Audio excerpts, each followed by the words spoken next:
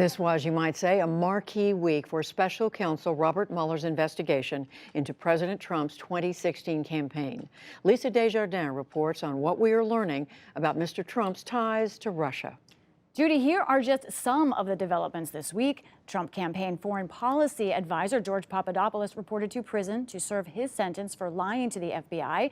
Mueller said former Trump campaign chairman Paul Manafort broke his plea agreement by lying to investigators, and Mr. Trump's personal lawyer, Michael Cohen, pleaded guilty to lying to Congress about some of the president's business ties to Russia. That's his former personal lawyer. For some context, two reporters tracking the business and national security implications here, Matea Gold, she's the enterprise and investigations editor for the Washington Post, and David Sanger. He's a national security correspondent for the New York Times. Thanks to both of you. Let's just jump right into this. As the president has said, it's not illegal to try and build a hotel in Russia. But my question to you, David Sanger, to start this off, what do we know about any overlaps between businessman Donald Trump's deals in Russia and politician Donald Trump's policies about Russia? Well, Lisa, that's the central question, because from the start of his campaign in 2015, he was taking an unusual position, a much softer position on Russia than almost any of his Republican competitors, and certainly than the Republican Party had in the past. I went to see him with Maggie Haberman, my colleague at the Times, in March of 2016, and we did the sort of first lengthy foreign policy interview. And when I asked about Russia, the first thing that he did was veer into the question of why the U.S. was continuing sanctions on Russia for its annexation of Crimea. He argued Crimea was far from us. European countries didn't care about this as much as we did. Why are we doing this? Well, what do we now know? We now know that that same month, March of 2016, his aides were still negotiating on whether or not they would be getting permission to build a building in Moscow. And of course, they were dealing with the Kremlin to some degree on this. And he was offering a position that was music to Vladimir Putin's ears. That doesn't mean the two are causally related. We don't know yet, we just don't know. Matea Gold, your team has been covering something that was first reported in BuzzFeed yesterday, that in fact the Trump Organization team trying to work on that Trump Tower in Moscow actually floated the idea to Russian officials of a penthouse apartment, a $50 million penthouse apartment for Vladimir Putin. My question to you, because you've been taking a broad look at all of this, how long has Donald Trump and the Trump Organization tried to build a hotel in Russia? And what do we know about how involved President Trump was when he was a candidate in trying to make that happen? Sure. So the 2016 effort was really a capstone on a 30-year quest by Donald Trump to bring his brand to Moscow. He and his then wife, Ivana, actually traveled to the then Soviet Union in 1987 to scout out locations for a possible Trump Tower or Trump development.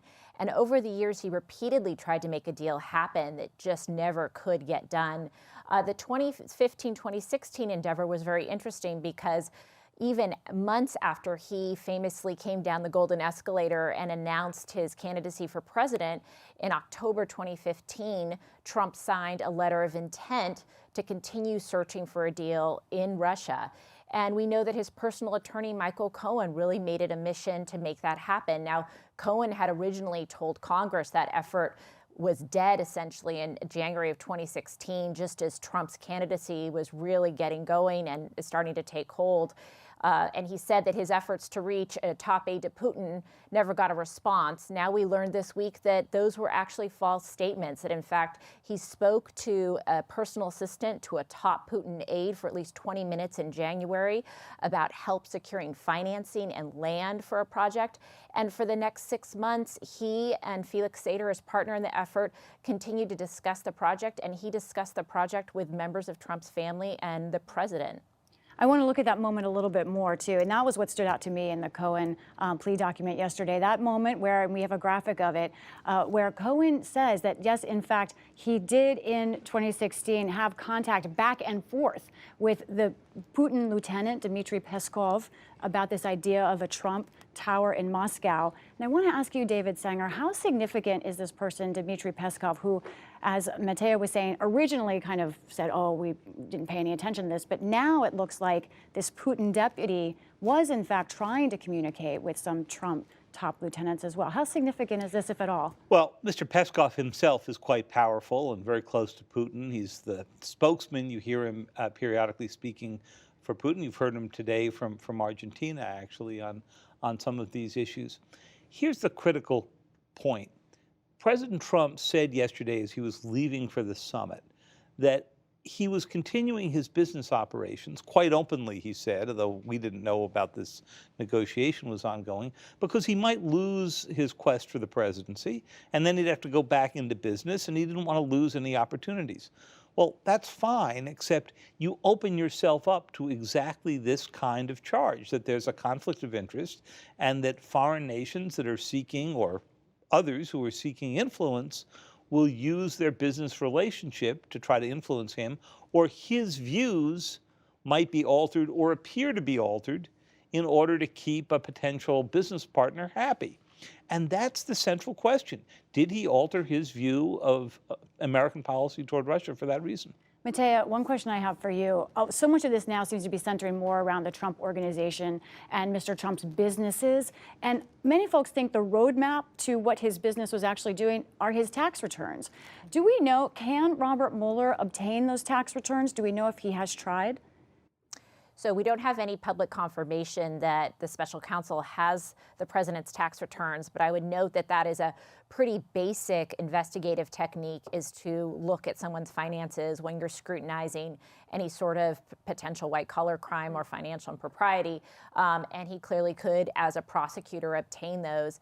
And so I think it's safe to say that Mueller has substantially more material than is in the public domain that's assisting him in his investigation. So we really don't know from the outside all the pieces that he's looking at as he's putting together his case. And this means we'll need to keep talking to both of you. Mattea Gold, David Sanger, thank you so much. Thank you. Thank you.